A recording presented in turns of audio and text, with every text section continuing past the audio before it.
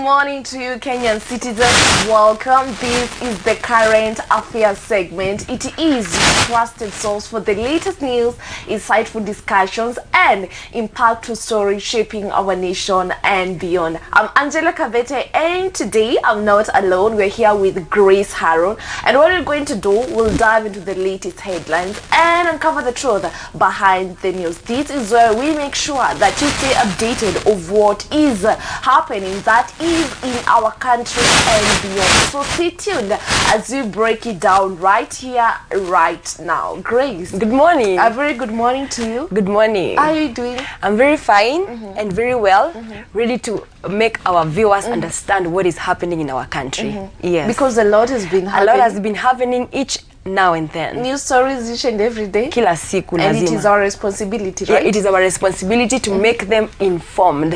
Yes. And lazima, actually, apart from that, it is in the morning, you know? Yeah. So lazima we give them a reason to smile in the morning. Yes. That is to give them motivation and hope. And we have that in the verse of the day. And I read, the verse of today comes from, that is Zephaniah 3:17. And it says, the Lord your God is in your midst, a mighty one who will save. He will rejoice over you with gladness. He will quiet you by his love. He will exalt over you. He will exalt over you with loud singing. Oh my goodness, what a nice verse, Grace. Yes. The Bible inasema that the Lord your God is in your midst. It means that God is present in our lives each and every day. And because the moments I feel like, is God really with me? You know, I don't know, everyone gets into those moments. Yeah, definitely. The desperate moments, the times that you feel like, ni kama siyuko na Mungu, ni kama Mungu anisikii, like God, things are not working out. The Bible is reminding us that God is in your midst. Yes, He's present. Yeah, I love that. His presence. It means that presence yake iko na sisi each and every day. Yes. Constant. Si ati Mungu anakushika leo, Grace kesho anakuacha. Yeah, he never leaves nor forsakes. Actually, ametu assure in his word that he will never leave us nor forsake us. He will always be present. When you feel like he's not, he's always there with you. Yes. Alafu inaendelea inasema, a mighty one who will save. You know, it means that God is powerful, you know, to deliver his people from trouble. Look at the life of the Israelites, Grace. Angalia the way they suffered, you know. But all in all, despite Pharaoh having the power and kila kitu, still God delivered him. You know, that it manifested the power of God, you know, to deliver us in every problem, even in the situations that we feel like things are not working out. Kwa hivyo inatuambia sisi kama wanadamu, Grace, are we supposed to depend on God, rely on him fully. It is his plan for us to live well, not to suffer, you know. That's why he's always there for us, to make sure ya kwamba maombi yetu anayajibu. Yes. Kwa hivyo mpendwa mtazamaji, make sure that each and every season, remember your strength comes from the God, from the Lord our God. Amen. And then it continues and says, he will rejoice you with gladness. It means that God finds joy in his people. Yes. And it hapo kwenye nasema ati where is that verse? Inasema that he will rejoice you over with gladness. It means that God delights in his people. Yes, true. Each and every day, each and every season, in the moments of joy, in the moments of sorrow, remember that God always delights on you. Grace, you have something to add? When it says he will rejoice over you with gladness, it means that we are not a burden to God. He finds joy in us. Can you imagine that God tells us to rely on him, na hakuna siku atasema, you people, you're disturbing me. You know, you're a burden to me. It's not like a man who will always say, you know what, you're disturbing me, you're a burden. But you know, God is encouraging us today, rely on him, because we are not a burden to him. He knows us, na ametuandika katika viganja vya mikono yake. Oh my God, you know what, that love, you don't try to imagine that love. Wewe unakumbuka my friends wako, what a Grace. Do you remember all your friends, you know? No. no. Yes. But God remembers us each and every day. And then in inaendelea inasema, he will quiet you by his love. Yes. He will he will quiet you by his love. You know, it means that the presence of God, but then do you know the presence of God brings peace? Yes. It brings calmness. That's why inasema that he will quiet you by his love. Quiet ingine means zile anxiety, the desperate moments, you know, when you have the presence of God, the presence of God brings that is peace itself, and the love of the Lord it brings that calmness. Yeah, when you feel life is chaotic or you have a lot of challenges, the peace of the Lord gives you that understanding, ama inakusaidia hata kupitia those challenges na unaweza kufika on the other side. Have you ever found yourself in situations where you're so much having a lot of problems, but there's that peace in your heart? That is the peace that God says that surpasses human understanding. And when you have the presence of the Lord in you, just know definitely that the Lord will give you peace and calmness no matter the situation. Alafu before tumalize verse inasema that he will exalt you with a loud singing.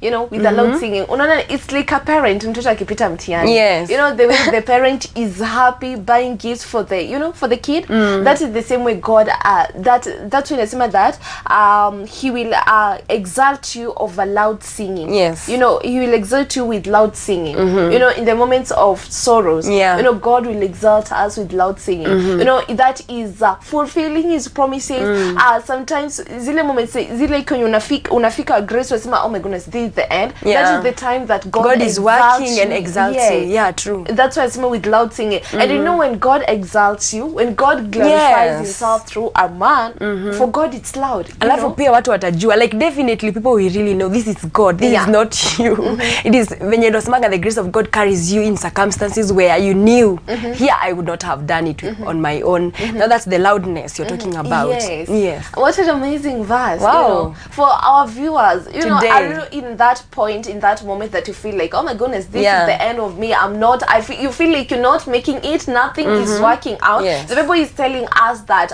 God will exalt you with loudness. You know, at the beginning of everything, kuna kila kitu inakuwa na mwanzo na mwisho. You know, hapo mwisho, after troubles and everything, there is joy, there is victory itself. So keep on trusting in the Lord for strength, peace, and love. Because about the verse of today, metuambia that, you know, there's peace that comes from having the presence of God in our lives. There is satisfaction that comes from having the presence of God in our lives. And that is what you should desire each and every day, having the presence of the Lord in our lives, because there is joy and gladness in it. And that is the verse of the day.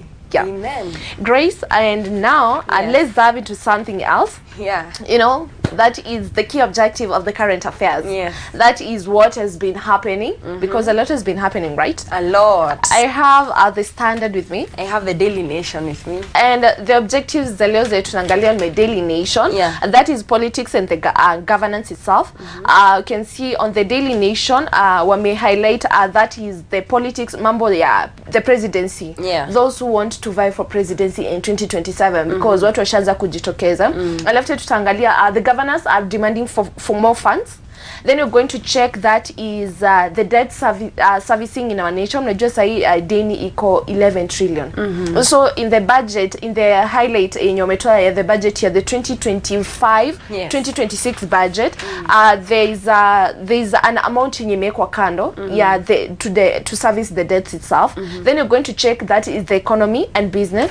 Our GDP ratio imekuwa ikianguka. So we'll check out if imekuwa highlighted what is the reason as to why imekuwa ikianguka, because you know it dropped, that is from 5 last year ilikuwa 5.7, so iko 4.7. So you're going to check out. Then you're going to check out that is crime and justice itself. And then kuna bado ya mambo ya crime and justice, you're going to check out the courtroom and disguise.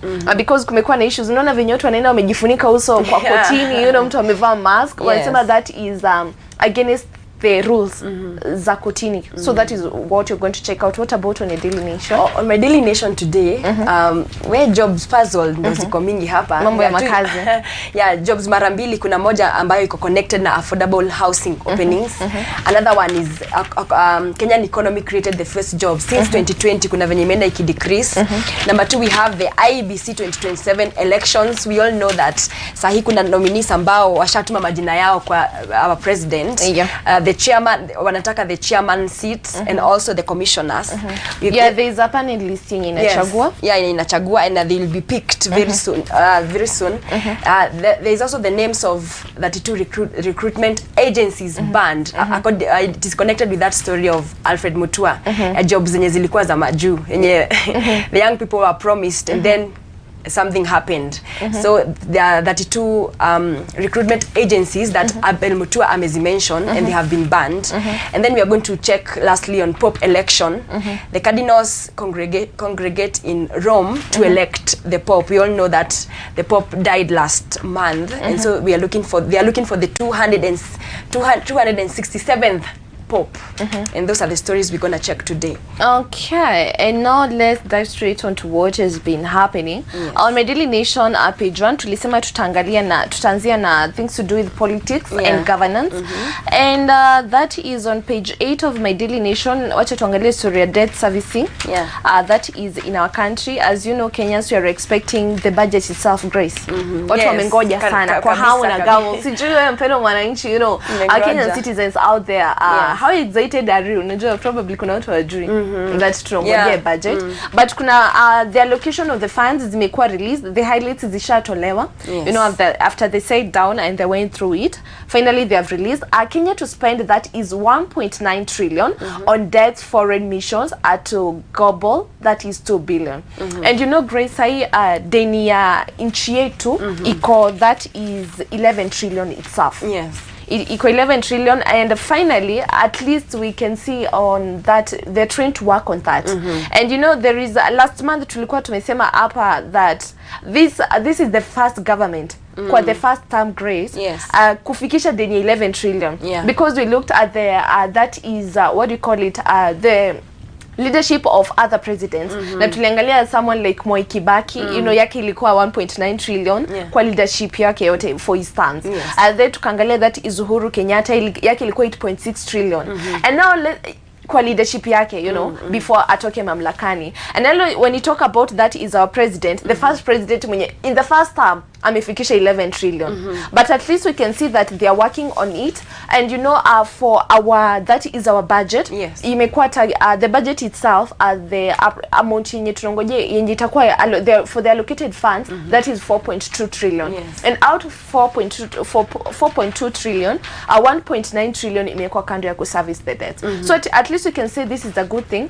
But we hope italipa hiyo madeni pesa. Because there is a lot, Grace, madeni ni mingi sana. Hiyo pesa ni mingi sana. Na unajua watu nyuo wanasafa ni nani? The Kenyans. Kenyan citizens. Even if they say that taxes won't be hiked up, if tuko na madeni mingi, they must find a way of paying these taxes. You know, that is by the taxes that you wanna get from wananchi. And then Grace, still on the same thing, kuna allocation sasa zenye wame release. You know, they are highlighted, zimekuwa highlighted hapa. And let's check it out with you, Grace.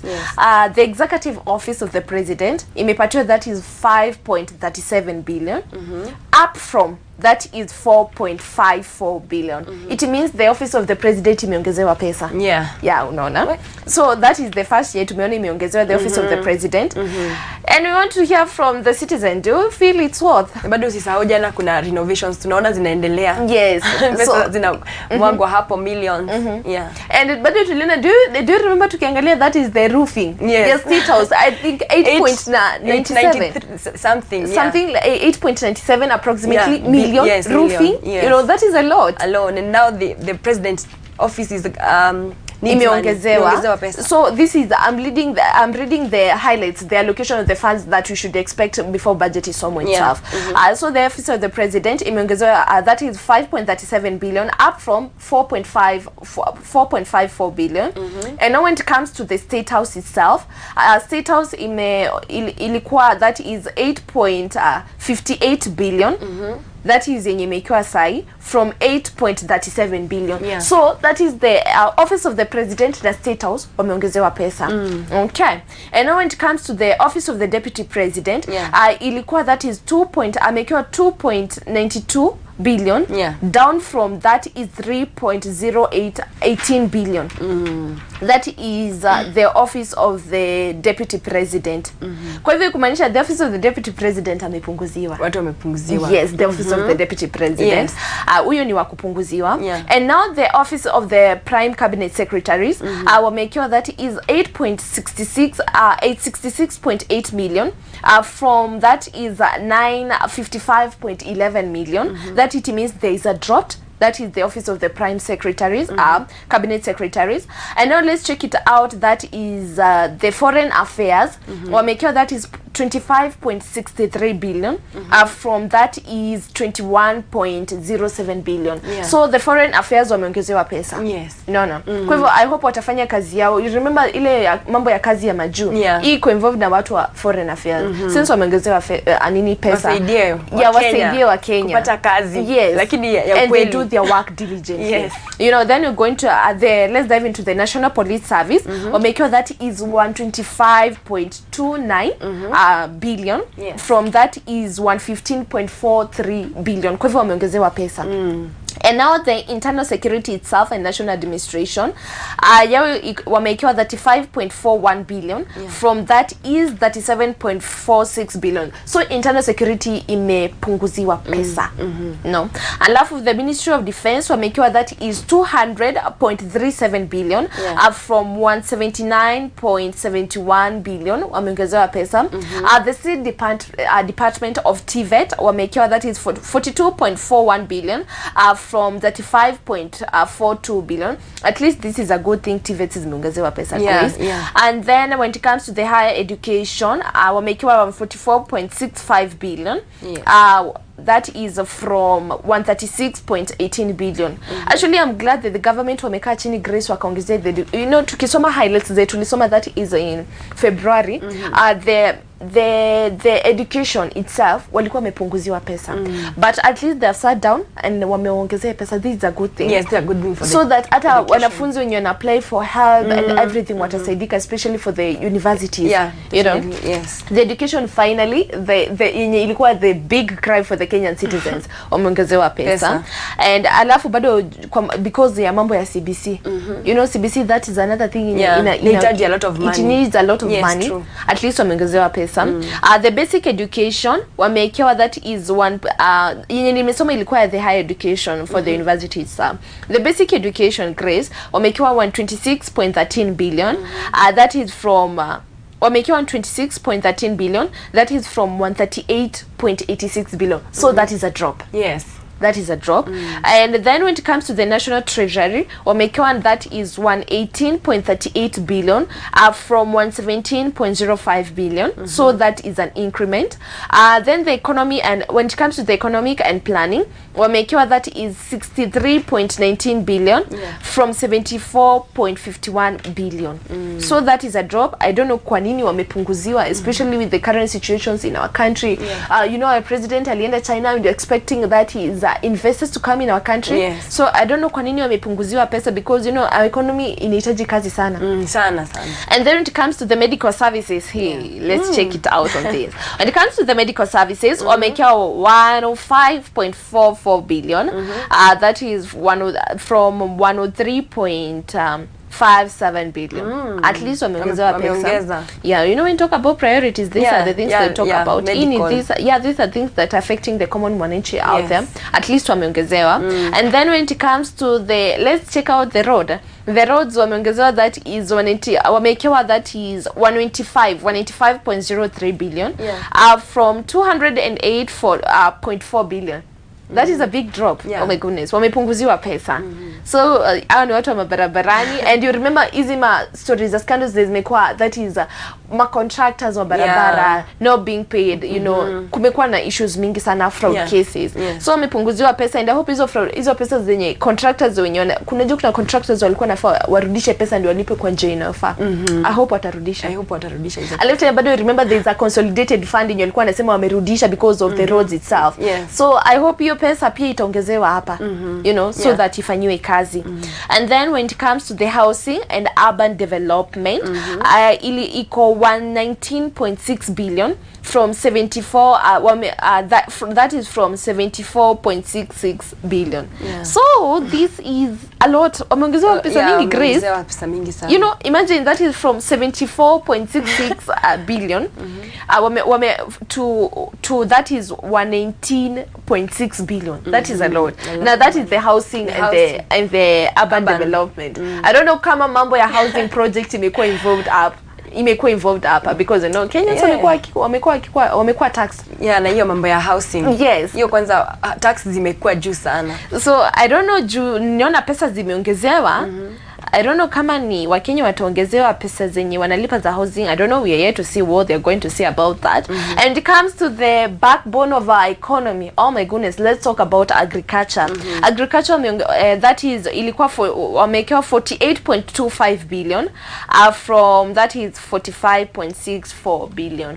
You know, at least we can say that is a good thing because you know, you remember what when ilikuwa what the US president did, Donald Trump. Aliweka tariffs and the tariffs they affected Kenya part agriculture because that is especially the tea sector ilikuwa affected. So I think here kuongezea hapa at least is going to help them. Itasaidia sana, especially knowing that agriculture helps our country so much. You know, actually agriculture is the backbone of our economy, Grace. So at least we can say agriculture wameongezewa and you know sasa kunanyesha, at least bado watu watasaidia na mambo ya fertilizers, Grace. Kabisa. Kumekuwa na issue ya fertilizers and a lot of things when it comes to inputs. So at least I know this is going to help them. Pia the sugar industry wamekuwa complain they need more money. At least this is, you know, we can say they have had the cry at out. Watasaidika hapo. And now let's check the energy itself. The energy that is 61.58 billion. That is what has been allocated from 47.31 billion. And now let's dive into the IEBC. IEBC wamekiwa 9.63 billion from 3.85. You know, wamekiwa kwekewa kabisa. Kwa hivyo, you know, wameongezewa pesa mingi, Grace. You know, imagine that is from 3.85 billion to 9.63 billion. You know, that is a big a big gap in ilikuwa hapo. Wameongezewa pesa mingi. So I hope watafanya kazi ifavyo. But you know, I think it is because of what they were saying, that is this when it comes to 2027 they are expecting kutakuwa na more voters wengi sana. And then actually even before let's wacha tumalize the allocation, then we dive into the IBC itself. So that we can check out the reason as to why wameongezewa pesa. And then when it comes to the TSC, the TSC by the way nowadays imekuwa mentioned sana. TSC sasa ni kama wanaangaliwa vizuri sana. Because the teachers, more funds have been allocated to them. I love to know bado their recruitment of the teachers also as well. And bado their medical covers bado zilikuwa renewed. So at least we can say when it comes to the TSC education sector we are good. We are good. And the TSC, let's check out wamekiwa that is 387.7 billion from 366.25 billion. So those are the allocation of the funds for the budget itself that we are expecting. So wananchi watuambia maoni yao ni yapi? How are they feeling? Kwa wale wenye wameongezewa, do you think it's worth? Do you think it's fair? Ama kuna watu wenye wamekuwa they are not, it's not, kuna watu wenye finyiliwa. Do you feel like there's a department yenye imefinyiliwa? But at least when it comes to the education, the Ministry of Health, wame check out what the Kenyan citizens walipenda maoni yao, you know, from the highlights zenye walikuwa wametoa before, so that wafanye hizi allocation. And bado when it comes to what do we call it, that is the office of the president wameongezewa pesa, that is the state house wameongezewa pesa, you know, we want to hear the deputy president, you know, this is funny. The deputy president yake imepunguzwa, president inaongeze, you know, hii mambo Gracie mambo. And now we are giving the tulisema tukitoka from the allocations, tulisema the IBC wameongezewa pesa mingi sana. Ebu let's check it out. Let's dive into the IBC. The IBC gets additional, that is 5.7 billion to prepare they're saying this is to prepare for the 2027 election. And they're saying the independent electoral and boundary commissions had received allocation of 5.78 billion for the upcoming beginning year, that is July 2025. And that is what they said, Grace. And wanasema bado that is, they are saying that the figure is however expected to increase, that is now the number of voters 46.6 million and soar to about 100.7 million. You know, so that is a lot. Yeah, that's a lot of money. Ama nijua wanafanya wanaongezea more commissioners. You know, na hapa wanasema the IEBC has not conducted voter registration since the 2022 elections due to the absence of commissioners. So kwa hizi election kuna commissioners ambao wanachaguliwa kando na now the chairperson. Maybe sasa ndo maana wanaongeza. What do you think? Yeah, probably we can say that could be the reason as to why wameongezewa hizi pesa, Grace. But you know, IBC is a key part in Wakenya wangalia sana when it comes to the, what do you call it, the election itself. So probably that is the reason as to why. It's a lot. And they're saying overall, according to the government expenditure plan, the amount is recurrent expenditure allocated to the electoral agency will increase in the lead up in the next general elections. So that is what is expected to happen in the IEBC. And pia tunataka kusikia, you know, bado people are being given room to participate, you know. That is for the allocation of funds zimetolewa. So ni watu wanafaa watoe maoni yao. So as a Kenyan citizen, make sure that you participate. Usiongoje budget isomwe, after ishasomwe, ishapitishwa, then that is when people start participating now.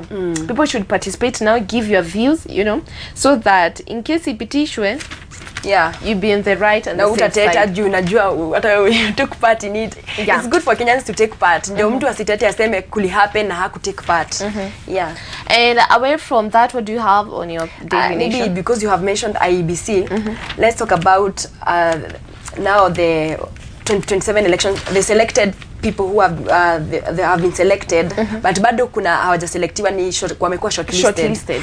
We see President William Ruto is set to forward the names of nominees for the Independent Electoral and Boundaries Commission, that is IEBC, to the National Assembly within 7 days for vetting.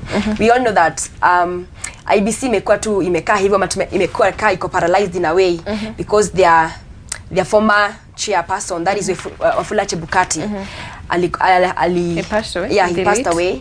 So we see that there was some election done, and the 9-member panel chaired by Dr. Nelson Makanda interviewed 11 candidates for the post of chairperson and 107 for the 6 commissioner positions. So we are yet to see what they have. President Asha forward the names to the National Assembly.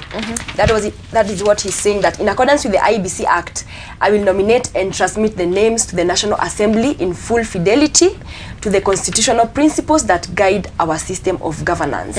So we are yet to see nani atakuwa chairperson and nani wataingia kuwa the commissioners, and if now watafanya kazi yao in the coming elections 2027. Okay, we are to see. I'm sure pia wananchi wanangoja. I believe they are going to conduct their work with integrity. Kabisa. I want to involve mambo ya politics and personal interest, because you know that involves Kenyans. It really involves Kenyans in a big way, especially things to do with politics. Hawa ndio wametushikilia sasa. And on other stories, Grace, tulikuwa tumesema tutaangalia mambo ya courtroom and the crime injustice itself. Tutaangalia mambo ya courtroom and disguise.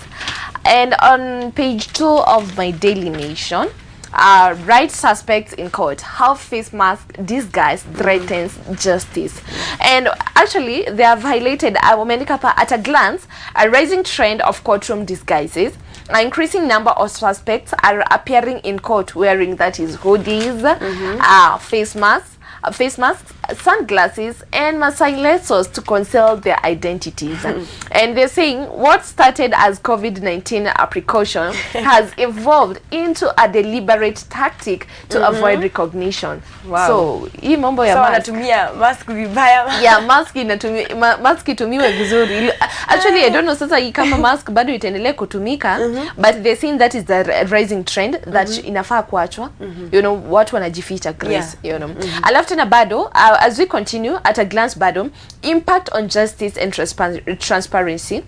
Victims express frustration, stating they cannot identify the face of the accused, ama the accuser. Yes. And concerns raised about possible imposters appearing on behalf of actual suspects. So that's why wanakatai mambo ya kuvaa hoodies, ya kuvaa lesos, ya kuvaa Masai shukas.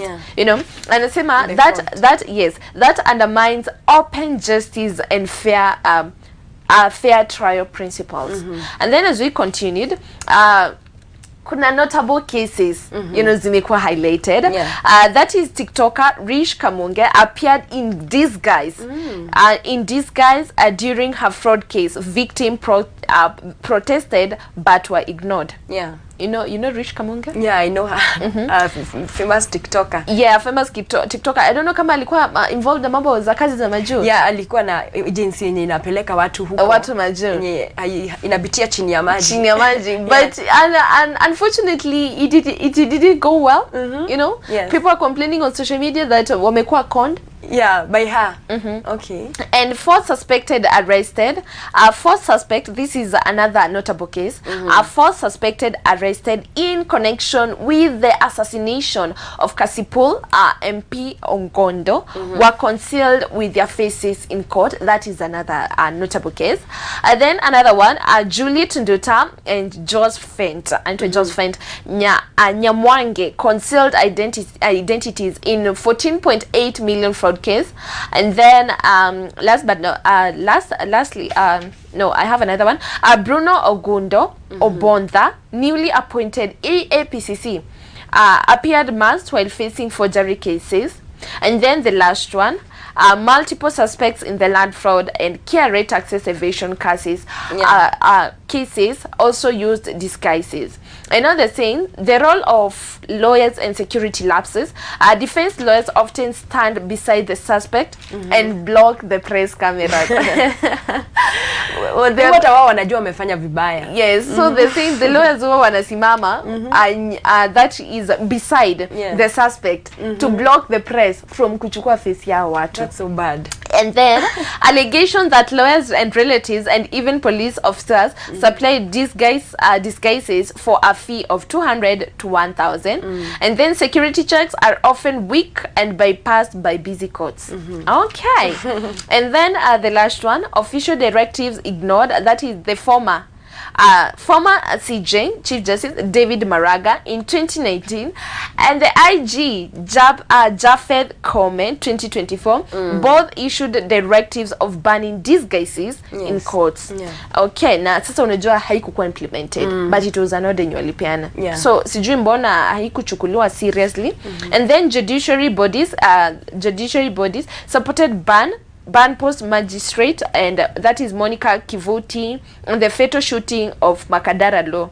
So they're saying despite this enforcement is inconsistent and completely absent. Yes. So finally, unajua me used to ask myself, mbona watu wanavaa mask? Mbona mtu anavaa mask, mbona mtu anajifunika? But you know this is against the court. The court orders. I hope zitatiliwa manani. Because pardon? Because you were saying something? No, it can continue. Legal experts also point at the face hiding as a systematic failure, and the directives exist but without enforcement. And Sema is just an ink on a paper. That is what they said. Okay. So finally hii mambo itachukuliwa seriously. Yeah, I hope itachukuliwa seriously. Yeah. Now that you've talked about the agencies zenye zinapeleka watu majuzi na con watu, we see that there are 32 banned jobs agencies. They have been revealed. Actually, zimetajwa hapa venye ni mingi. There are 32. I can't mention all of them.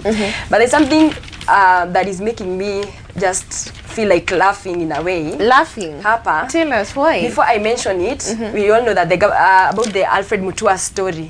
Hiyo mambo ya jobs, promising the Kenyans and the young people about jobs.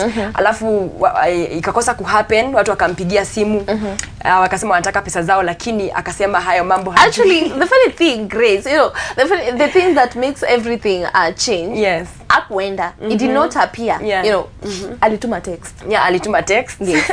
And it is so bad because they really paid, actually they were paying 260,000 for the jobs. Yes, alafu 250,000. Yeah. Alafu before ulipe you 250,000, unalipa 10,000 shillings, Grace. Yeah. The 10,000 ni scanning, health and everything. Yeah. Unaona? Yes. Alafu the things that is making the matters worse, Grace. You know what? When it comes to paying, watu walikuwa wanasema walikuwa nalipa cash. Yeah. So even if they want to be refunded their money back, hawana details because wewe tu, you know, you have this pressure, unataka kwenda kazi majuu, ulipiana pesa cash. So even the Safaricom wasema wanataka kutrack hawa watu, ama MPESA, Grace, watawapata aje? Yeah, alafu tuulize kama hawa tu ni, are they all the job agencies zenye zime blacklistiwa? Do you think they are all of them? You know, unaweza pata kuna zingine bado. So let me tell you why I'm feeling like laughing. There was a committee meeting yesterday chaired by West Pokot Senator Julius Murga is investigating allegations of thousands of Kenyans youth being conned millions of shillings in a botched overseas job export program by the government. Now their work is to investigate those the jobs. And the committee meeting nearly turned ugly after Dr. Mutua had nominated Senator Gloria Orwoba clashed. You know why it turned ugly? Accusing each other of spreading misinformation. The senator was also dragging into the controversial government labor export program after a director of one of the recruitment agencies claimed that Miss Orwoba has personal interest in the marketer.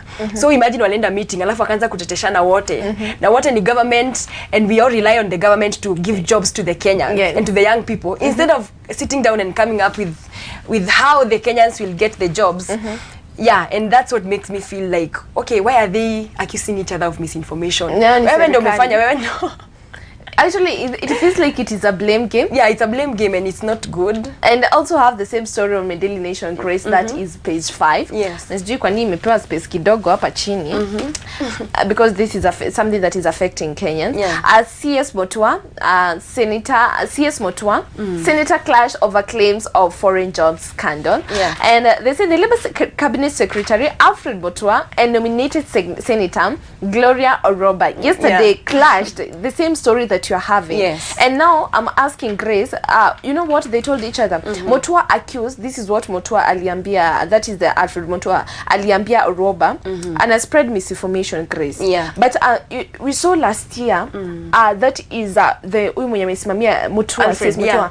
Last year, akiaddress people, akiwaambia mambo ya kazi. Yeah. Now we are wondering, is this being accused? Ama ni kitu yenye mpaka kuna evidence? Yeah. You know, we are wondering as citizens, you know. Tuliona vizuri alikuwa ameketi na watu, the young people akiwaambia kuhusu the jobs. Yes. Yes. But now it seems that things have changed, Grace. And now they're saying that the matter has raised that is substantive and requires investigation. Yes. You know. But you know, it's a good thing that the government has taken action. At least they have banned it is mekwa ban. Yeah. But even for Kenyan citizens, you know, Grace, what we can say, make sure that ukienda kwa apply kazi, angalia kitu careful. Okay, we can say, let's say angalia kitu yenye listed by the government. You know, wewe fanya research yako. Yeah. You know, true. Usipate na kitu online alafu tena jume iko listed by the government unaenda. But you know, tu link alafu unafinya hapo unajipata umeambiwa tuma pesa unaenda job huko. Yeah. But you know, the thing that is bringing inafanya Wakenya wakuwe kwa dilemma. They trust the government, Grace, as they rely on the government. Now, if I rely on the government to do something for me, Grace, especially kwa hizi makazi majuu, because you know, wewe ukisikia ni serikali iko involved, you're like, It's the government, yeah, you the know, government. hata si embassy ya nje ama nini, it's the government Na itself. kwanza CS wa labor sasa ndiye anasema kuna jobs. Kwa sababu ni the government iko involved, you trust the government so much. No, just itafanya kukuwa na distrust. Hakutakuwa na trust between the citizens and the government itself. All of this is something that will check out so that Wakenya are employed. And apart from that, kazi za majuu. What if government create jobs in your country? Because I'm trying to reason this way. Mtu ameenda campus, Grace. Amesoma. Skills instead of applying in our own country. Tuliona on Monday the number of students ambao wanatoka campus, they are going higher and higher from 500,000 to 800,000 each year. Yes. So that is something that's supposed to check out, Grace. Unapata mtu anamaliza campus, hafanyi kazi yake yenye anafaa kufanya in the field. Someone is a doctor but that person is a hawker out there. Yeah, true. You know, what if they create jobs in our country? Especially because we remember time ya campaign, our president promised people there, especially the young people, nitawapatia makazi. You know, that is what Kenyans want to see. Na wakifanya hivyo, it will curb those infidelities about kulipa pesa, the wrong agencies and all that. Because the government watakuwa shapeana kazi. Okay, we have that is 4 minutes. What do you have there? Maybe I can connect that job story with this puzzle jobs about it is connected to the affordable housing openings. Okay, there's a puzzle. It is a puzzle because the government is claiming to add 200 new jobs to people. 200 new jobs, okay, in the construction. The construction sector recorded job losses. How? That's what we are wondering, because it has not been clear why, despite the claim by the government on the tens of thousands of jobs created through the program, the sector recorded job losses. Why is that? Why is that? Wanasema kwamba kwa construction sector, the government is saying and is claiming that 250,000 affordable housing openings ziko, lakini kwa construction hakuna. Okay, so what can we say about that? Because Grace, when it comes to the housing, even the president himself, I say that many of the young people wamekuwa employed sana because of that. But now, if they give us an analysis, na waseme that the number of jobs zenye wana mention, Grace, ziko hatujakata, but the rate of employment iko chini. Hiyo sasa ndo tunashangaa kwani what is happening kwa ground, kwa sababu kama wanasema wanapeana jobs, lakini tena ukienda kuangalia kwa their statistics what they are doing hakuna. What is happening? Okay, that is something that they should check out, because you know, when it comes to the housing, Grace, don't forget that bado Wakenya wanakuwa taxed. They are being taxed. Alafu tena bado Wakenya wanangojea waone haya majumba yakifunguliwa. You know, people are expectant of that. Actually, in December last year, President William Ruto said 200,000 jobs had been created through the housing program. The affordable housing strategic pillar of the bottom-up economic transformation agenda has so far created 200,000 jobs. Imagine they say that they have created 200,000 jobs. Lakini bado but how many citizens are they complaining out there? Because kama sahi mambo ya unemployment ni mingi sana kwa Kenya yetu. A lot of unemployment. There are a lot of cries about unemployment, and I guess the government should take action. Because kama hakuna employment for the young people, kutaanza kukua dinawizi sana. Because that is true, Grace. And you remember, but sasa hii mambo ya construction in later issues, I think now the government should be serious about it, because unakumbuka kumekuwa na mambo contractors kutolipwa, Grace. That is another thing. Na unajua contract, kama when contract iko terminated, unajua lazima utalipwa, Grace. Lazima utalipwa. Unaona, that is another cost. So this is something they should check out. With this, I remind in mind that the Kenyan citizens are being taxed. We have 1 minute, Grace. Before tumalizie, there is a cartoon with me here. Kuna mzee. I don't know why this man, I don't see akona kichwa kubwa sana. And then amevaa that is tie ya yellow, blazer, oh my goodness, a nice blazer ya green. Alafu akona mkongojo ya yellow. Alafu tena the blazer iko na kabaji kameandikwa Siaya. So hatujui huyo ni nani, you know. And then kuna mtu hapa ameandika chini, we are in the broad-based government, not as individuals but as a resolution of ODM. You know. Alafu tena then there's a small dog hapa chini. Kanasema at the youth representative has spoken, hasn't he? So who is the youth representative? You know, Wakenya, tafakari hayo. You know, Grace, what do you have to say to the viewers? That they should read the newspaper and know what is happening. Ndo waweze kuelewa, ukishaelewa nini na happen kwa country yetu utakaa rada. Yes. And at least utakuwa affected sana. Yeah, utakuwa affected. Hata wewe mwenyewe utaweza kugo an extra mile to work on yourself. Kama sasa hakuna employment, you'll be able to also know what you can do instead of relying so much to the government. Yeah. Yes. Thank you so much for tuning in for this amazing segment. That is the current affairs. We are always here to make sure that you stay updated of what is happening, that is in our country and beyond. This segment has been sponsored by Stark Institute and Driving School. The courses that they offer, that is hospitality, cosmetology, ICT courses, and hospitality and driving courses. If you're interested, they have various branches in Nakuru town, but the main campus is in Njoro town on the Egerton Njoro Road. And still, you can visit their website on www.starkinstitute.ac.ke and register online to get a 10% discount. Still, you can reach out via the email that is info@starkinstitute.ac.ke. I'm Angela Kabete. Till next time, bye bye.